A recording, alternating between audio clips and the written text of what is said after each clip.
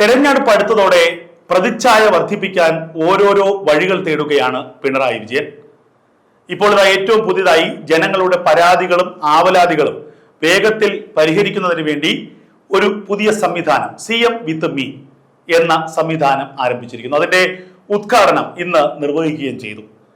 സർക്കാർ ഖജനാവിലെ ലക്ഷങ്ങളും കോടികളും ഇത്തരത്തിൽ ദൂർത്തടിച്ചുകൊണ്ട് പിണറായി വിജയൻ എന്ന മുഖ്യമന്ത്രിയുടെ പ്രതിച്ഛായ വർദ്ധിപ്പിക്കണം.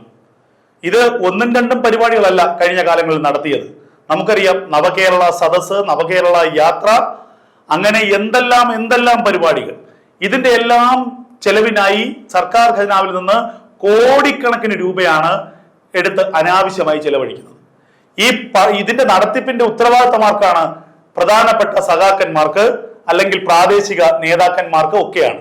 അപ്പോൾ ഈ ഖജനാവിലെ പണം, ജനങ്ങളുടെ നികുതി പണം, അത് യാതൊരു തരത്തിലുള്ള പരിശോധനയുമില്ലാതെ അനാവശ്യമായി എടുത്ത് സഖാക്കന്മാർക്ക് കൊടുക്കുന്നു. എങ്ങനെയെങ്കിലും സഖാക്കന്മാരൊന്ന് കനിഞ്ഞ് മൂന്നാം തവണ അധികാരത്തിൽ വരണം. അത് മാത്രമേ നമ്മുടെ പിണറായി വിജയന് ആഗ്രഹമുള്ളൂ. അതുകൊണ്ട് തന്നെ ഇനിയും ഖജനാവിൽ കൈയിട്ട് നമ്മൾ വാരും. പ്രതിച്ഛായ വർദ്ധിച്ചാൽ മാത്രം മതി. അതിന് എന്ത് തറപ്പണി കാണിക്കാനും സർക്കാർ മടിയില്ല എന്നുള്ളത് വ്യക്തമായിരിക്കും. നമുക്കറിയാം, നേരത്തെ മുൻ മുഖ്യമന്ത്രിയായിരുന്ന ഉമ്മൻചാണ്ടിയുടെ ജനസമ്പർക്ക പരിപാടി, ആ ജനസമ്പർക്ക പരിപാടിയിൽ എത്ര ലക്ഷത്തോളം പരാതികളാണ് അന്ന് വന്നത്. സർക്കാരിന് അനാവശ്യമായ ഒരു ചെലവുമില്ലാതെ ഒരു ഹാളിൽ സാധാരണക്കാർ നേരിട്ടെത്തുന്നു, അവരുടെ പരാതികൾ പറയുന്നു.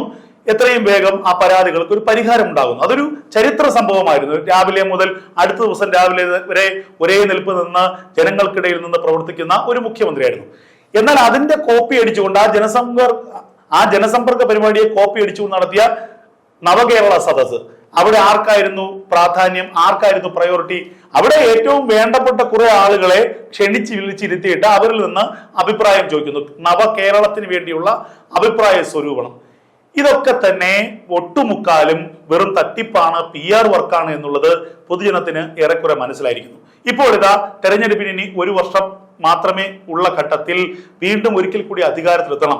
അതിനുവേണ്ടി ഏകദേശം സമുദായ സംഘടനകളെ ഒക്കെ തന്നെ ചാക്കിട്ട് പോക്കറ്റിലാക്കി കഴിഞ്ഞിരിക്കുന്നു.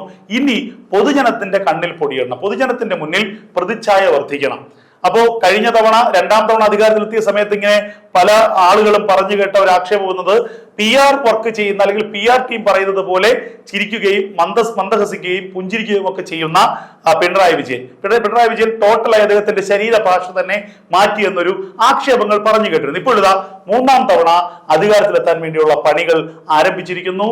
ഇവിടെ ഏറ്റവും പ്രധാനപ്പെട്ട ഒരു കാര്യം, പട്ടികവർഗ പട്ടികജാതി വിദ്യാർത്ഥികൾക്കുള്ള സ്കോളർഷിപ്പുകളും ഗ്രാന്റുകളും അവരുടെ ചികിത്സാ ചെലവുകളും മുടങ്ങിക്കിടക്കുകയാണ്. അത് സംബന്ധിച്ച വാർത്ത കഴിഞ്ഞ ദിവസം പുറത്തു വന്നിരുന്നു.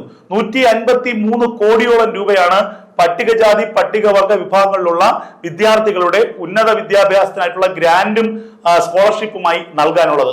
അവരുടെ ചികിത്സാ ചെലവിനത്തിൽ നൽകാനുള്ളതും ഏകദേശം അത്രയും തുകയാണ്. അപ്പോൾ ഇതൊന്നും കൊടുക്കാൻ സർക്കാരിന്റെ കയ്യിൽ പണമില്ല.